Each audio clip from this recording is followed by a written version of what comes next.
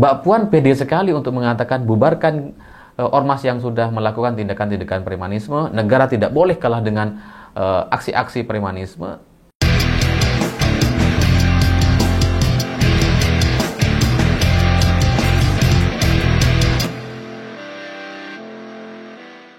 Selamat malam semuanya. Hari ini terus terang saya agak kaget ketika membaca pernyataan Mbak Puan Maharani terkait masalah BMKG dan Gripjaya. Karena ketika Mbak Puan ditanya sama wartawan terkait masalah lahan BMKG yang diduduki oleh Ormas Gripjaya, jawaban Mbak Puan Maharani ini sangat-sangat keras sekali. Dan itu mengejutkan karena sebenarnya jawaban Mbak Puan bisa saja normatif atau standar-standar aja. Tapi jawaban Mbak Puan ya segera bubarkan. Bubarkan ormas yang mengganggu ketertiban apalagi sudah meresahkan masyarakat. Dan negara, kata Mbak Puan, tidak boleh kalah kepada aksi-aksi premanisme. Ini adalah sebuah jawaban yang mengejutkan karena sebenarnya Mbak Puan bisa aja bilang ya itu kalau memang ada masalah hukum di situ silahkan diselesaikan dan tidak boleh ada yang semena-mena di negeri ini dan semua harus tunduk kepada aturan dan hukum yang berlaku. Bisa aja Mbak Puan bilang cukup sampai seperti itu. Tapi ini bilang bubarkan. Terus negara gak boleh kalah dengan ormas atau kalah dengan aksi-aksi premanisme. Kalau memang sudah berbau premanisme, segera evaluasi dan para aparat hukum segera melakukan tindakan. Dan pemerintah harus tegas dalam hal ini. Ini benar-benar jawaban yang sangat kita nanti-nanti. Sangat kita harapkan juga muncul dari para pejabat yang lain. Tapi hari ini baru disampaikan oleh Mbak Puan Maharani. Ini adalah jawaban yang terus terang saya ketika baca ini agak-agak percaya gitu. Dan kemudian ternyata ada wawancaranya dan ada videonya di Kompas. Dan saya lihat memang persis seperti ini yang disampaikan oleh Mbak Puan Maharani dan si wartawan tidak salah kutip. Memang Mbak Puan meminta agar ini dibubarkan dan harus ditindak secara tegas. Ini gila. Karena jawaban yang seperti ini itu nggak biasa gitu. Seorang pejabat itu biasanya itu kan sangat hati-hati dan ya nggak enakan gitu ya, atau sungkan kalau kemudian menyenggol-nyenggol pihak lain. Tapi jawaban Mbak Puan terhadap GRIP, terhadap ormas yang melakukan tindakan pendudukan lahan BMKG itu kayak nggak kenal siapa-siapa gitu. Mbak Puan ini kayak saya gitu ya, yang nggak kenal siapa-siapa. Terus kemudian ada masalah di negeri ini, ya udah bubarkan. Jadi kayak nggak ada beban gitu. Padahal pejabat-pejabat itu umumnya itu kan saling terkait, saling kenal dengan yang lain, terus kemudian nggak enakan, dan ketika ada temennya atau temennya ada masalah, itu kan biasanya komentar pejabatnya itu agak standar gitu ya, normatif, atau ya kita ikuti saja proses hukum yang ada. Biasanya kan kayak gitu. Tapi untuk masalah GRIP dengan BMKG ini keras sekali jawaban Mbak Puan, dan ini sesuai sekali dengan komentar banyak orang di sosial media yang berharap agar GRIP ini bisa segera ditindak dan sekali lagi setuju negara tidak boleh kalah dengan aksi-aksi premanisme. Kalau kita mau bandingkan pernyataan Mbak Puan dengan pernyataan pejabat-pejabat yang lain seperti misalkan Istana yang juga ikut berkomentar gitu ya. Pihak Istana ketika ditanya pertama kali beberapa waktu lalu, dia bilang, Mensesnek bilang bahwa ya kita akan cek, saya masih belum tahu gitu ya. Dan Pak Nusron Wahid sebagai Menteri ATR juga mengatakan hal yang sama, ya nanti kita cek. Dan setelah mereka cek keesokan harinya ketika ditanya sama wartawan lagi, jawabannya normatif, standar gitu. Nusron ketika ditanya, ya kita sudah pastikan itu lahan memang milik BMKG. Selesai sampai di situ. Dan ketika Mensesnek ditanya terkait Gripjaya dengan BMKG, jawabannya ya pihak Pak Kapolri ini sangat tegas memberantas tindakan-tindakan premanisme. Jadi dia tidak berani menyampaikan satu pendapat secara pribadi dan justru melihat ketegasan dari Pak Kapolri. Itu kan menunjukkan bahwa pejabat-pejabat ini itu kan kayak sungkan dan kemudian kayak nggak enakan gitu. Karena semua orang tahu bahwa Gripjaya atau Hercules ini ya teman dekatnya Pak Prabowo gitu. Jadi ketika pejabat-pejabat kita ditanya, itu pasti jawabannya normatif.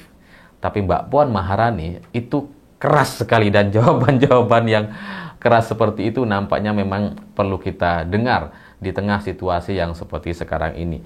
Jawaban-jawaban yang normatif, standar, dan sebagainya itu adalah jawaban-jawaban yang menunjukkan bahwa ya tidak punya ketegasan dan tidak punya prinsip terkait masalah-masalah yang terjadi. Karena ya kalau sudah ada masalah seperti ini, itu kan pilihannya hanya hitam dan putih, benar atau salah gitu. Hanya di situ. Jadi nggak bisa kemudian abu-abu atau bertindak di sisi yang netral atau merasa bahwa ya ini silahkan diproses dan sebagainya. Nah, ini yang membuat saya jadi tertarik sekali dengan apa yang kemudian membuat Mbak Puan Maharani bisa bertindak seperti itu. Karena secara politik, Mbak Puan juga sama gitu ya, sama seperti pejabat-pejabat yang lain. Mbak Puan ya kenal dekat dengan Presiden Prabowo dan mendukung Presiden Prabowo meskipun PDI Perjuangan belum secara resmi menyampaikan dukungan gitu ya. Ya dekat baik dengan banyak pihak gitu ya, baik secara pribadi dan sebagai Ketua DPR RI dengan Presiden Prabowo, dengan pejabat-pejabat yang lain. Ya Mbak Puan nggak ada masalah sejauh ini saya lihat gitu ya. Tapi ketika ada masalah dengan Grip Jaya dan BMKG, itu jawabannya kayak nggak kenal pejabat gitu, kayak nggak kenal Pak Prabowo gitu. Ya kalau Mensesnek, Menteri ATR kan masih kayak, gimana nih Hercules ini kan bagaimanapun temannya Pak Presiden. Gitu kan. Masa kita mau komentar bubarkan gitu kan. Dan Mbak Puan Maharani tahu betul pasti bahwa Hercules ini temannya Pak Prabowo gitu. Sehingga ya dalam logika pejabat-pejabat atau pada umumnya para pejabat biasanya itu sungkan atau tidak terlalu bisa berkomentar secara keras dan tegas ketika temannya itu punya masalah gitu. Nah, ketika sekarang Mbak Puan berkomentar sekeras itu, ini nampaknya perlu kita apresiasi karena nggak sungkan dan itu membuat posisinya jadi sangat menarik dan unik sekali. Karena posisi yang seperti ini tuh nggak gampang gitu. Kalau kita tanya terkait masalah Grip Jaya ini kepada banyak pejabat di Indonesia hari ini, udah pasti nggak akan ada yang berani bilang seperti Mbak Puan. Ya gimana gitu kan. Presiden Prabowo gitu. Hercules temannya Pak Presiden. Jadi ya meskipun ada masalah, pasti jawabannya standar gitu. Ya kita hormati proses hukum, tidak boleh ada aksi premanisme. Pasti hanya sebatas itu. Tidak sampai meminta agar pemerintah mau membubarkan Grip Jaya atau ormas milik Hercules ini. Jadi ya kita bayangkan juga dengan pengalaman kita pribadi misalkan. Kalau ada teman kita punya masalah gitu ya, dan kemudian kita ditanya sama orang lain, pasti kita nggak enak untuk menjawab. Pasti diem aja tuh. Ya karena sungkan lah gitu, nggak enak gitu ya. Tapi untuk satu masalah besar seperti Grip Jaya hari ini yang memang sudah banyak sekali aksi-aksi yang mereka lakukan dan sudah banyak anggota Grip itu ditahan oleh kepolisian dan itu rasanya bukan oknum gitu karena terjadi di mana-mana gitu ya. Di Makassar, Depok, Jakarta gitu, banyak sekali. Dan jawaban Mbak Puan menunjukkan bahwa posisinya itu tidak terganggu dengan atribut-atribut yang melekat pada dirinya. Jadi ketika dia berkomentar dengan keras dan tegas gitu ya kepada Grip untuk dibubarkan, dievaluasi atau kemudian dilakukan tindakan yang tegas, dia sangat pede sekali, sangat sangat tidak khawatir dengan hubungannya dengan Pak Prabowo atau dengan pejabat-pejabat lain yang mungkin dekat dengan Hercules. Ya Pak Hercules ini kan dekat dengan Pak Dudung gitu ya. Kemarin kan ketika diwawancara Pak Dudung sampai telepon-teleponan sama Hercules, akrab sekali pakai bahasa Timor Leste gitu. Tapi Mbak Puan Maharani ketika berkomentar soal Grip gitu ya, itu tidak terganggu dengan semua jaringan atau kenalan yang ada di sekelilingnya. Mbak Puan pede sekali untuk mengatakan bubarkan ormas yang sudah melakukan tindakan-tindakan premanisme, negara tidak boleh kalah dengan aksi-aksi premanisme, seolah-olah gitu ya. Orang-orang yang ada di sekelilingnya, yang kenal dengan Hercules, yang dekat dengan Hercules seperti Pak Dudung, itu nggak akan protes dengan Mbak Puan. Mbak Puan pede sekali bahwa teman-temannya yang mungkin kenal dengan Hercules nggak akan protes gitu. Jadi secara politik ini menarik sekali, ini unik posisi Mbak Puan ini, sehingga ketegasannya mungkin adalah sebuah ketegasan yang patut untuk dicontoh oleh pejabat-pejabat yang lain. Agar ke depan, kalau misalkan ada masalah yang itu menyangkut soal temennya atau temen-temennya gitu ya, ya sudah, nggak usah sungkan untuk kemudian proses, bubarkan, dan sebagainya gitu. Dan ketegasan yang seperti ini saya lihat ini bukan yang pertama kali yang disampaikan oleh Mbak Puan gitu ya. Sebelumnya sekitar 3 minggu yang lalu, sebelum Budi Ari masuk dalam surat dakwaan jaksa, Mbak Puan juga dengan sangat tegas sekali meminta agar judi online ini bisa diselesaikan sampai ke akar-akarnya. Untuk bisa segera ada pemberantasan yang menyeluruh agar kemudian masyarakat bisa aman. Barulah kemudian 2 minggu setelahnya nama Budi Ari masuk dalam surat dakwaan jaksa. Nah sekarang ini kepada Grip Jaya atau Hercules, bubarkan.